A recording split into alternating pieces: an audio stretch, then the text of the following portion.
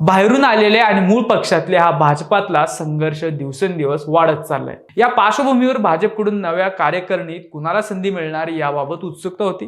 Ticket वाटपात अनेकदा बाहेरून आलेल्या नेत्यांना पावन करून घेतलं जातं, पण संघटनेत मात्र पक्षानं अनेक निष्ठावंत नेत्यांना संधी दिल्याचं दिसतंय।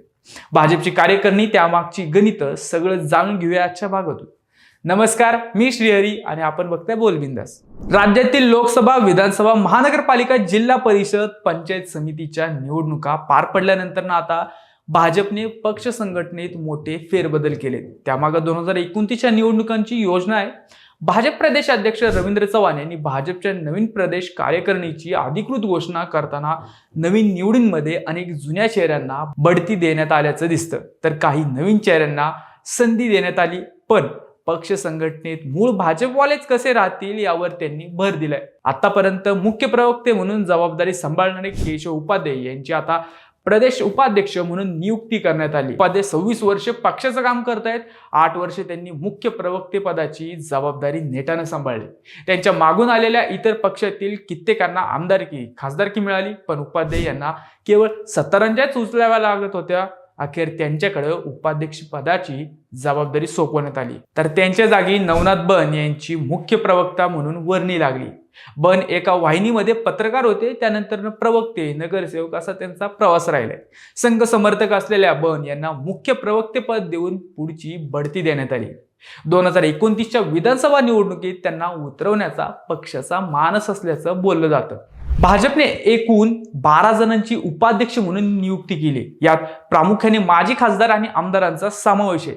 यात उपाध्ये यांच्यासह अतुल काळसेकर, डॉक्टर भारती पवार, संजय कोडगे, संजय भेंडे, रामदास तडस, प्रवीण पोटे, गोपीचंद पडळकर, चैतन्य बापू देशमुख, प्रिया शिंदे, सुजय विखे पाटील आणि अर्चना पाटील चाकूरकर या 12 जणांच्या नावावर उपाध्यक्ष म्हणून शिक्कामोर्तब करण्यात आलाय। डॉक्टर भारती पवार यांचा आदिवासी व ग्रामीण भागात प्रभाव आहे। गोपीचंद पडळकर हे धनकर समाजातील नेतृत्व म्हणून पुढे आले। सुजय विखे यांची युवा व तरुण वर्गावर पकड आहे, तर नगरपट्ट्यात विखे घराण्याचं मोठं बल आहे। सरचिटणीसांची घोषणा, तर दुसरीकडे संघटनात्मक कामात महत्वाची भूमिका बजावण्यासाठी 6 सरचिटणीसांची घोषणा करण्यात आली। यासाठी आमदार निरंजन डावखरे, संजय कुटे, माधवी नाईक, राजेश पांडे, सुनील राणे आणि योगेश सागर यांची सरचिटणीस म्हणून वर्णी लागली। डावखरे यांची नियुक्ती उद्याचे राजकारण डोळ्यासमोर ठेवून केली। सेनेला त्यांच्या माध्यमातून शह देण्याचा पक्षाचा प्रयत्न असेल। राजेश पांडे यांचे पक्षातील महत्व वाढल्याचे दिसते। पुण्यातील पुस्तक महोत्सवाच्या माध्यमातून त्यांचे नेतृत्व चमकले। त्यांना पुढे आणण्याचा पक्षाचा प्रयत्न पाहायला मिळतोय।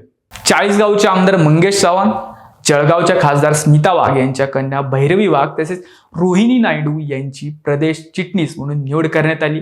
आमदार मंगेश चव्हाण यांचा स्थानिक पातळीवर चांगला जनसंपर्क आहे। वाघ परिवाराचं देखील जळगावात मोठं वजन आहे, त्याचा पक्षाने विचार केलेला दिसतोय। 2029च्या विधानसभा निवडणुका भाजपला स्वबळावर लढवायचे आहेत, त्या दृष्टीने पक्षाने आतापासूनच तयारी सुरू केली। लोकसभा आणि विधानसभा या दोन्ही निवडणुका जिंकण्यासाठी संघटना अधिक बळकट करावी लागेल याची भाजपवाल्यांना जाणीव आहे। त्याच दृष्टीतून भाजपच्या नव्या कार्यकारिणीमध्ये जुने नवे चेहरे, जातीय समीकरणे अशा सगळ्या गोष्टींचा विचार करण्यात आलेला दिसतोय। भाजपची ही नवी कार्यकारिणी तुम्हाला कशी वाटते? तुमचे यावर मत मांडा। 2029ची निवडणूक जिंकण्यासाठी ही टीम निर्णायक भूमिका बजावणार का? तुम्हाला काय वाटतं हे कमेंट करून आम्हाला नक्की कळवा। आणि अजूनही आमचे चॅनल सबस्क्राईब केलं नसेल तर आत्ताच करा। जय हिंद।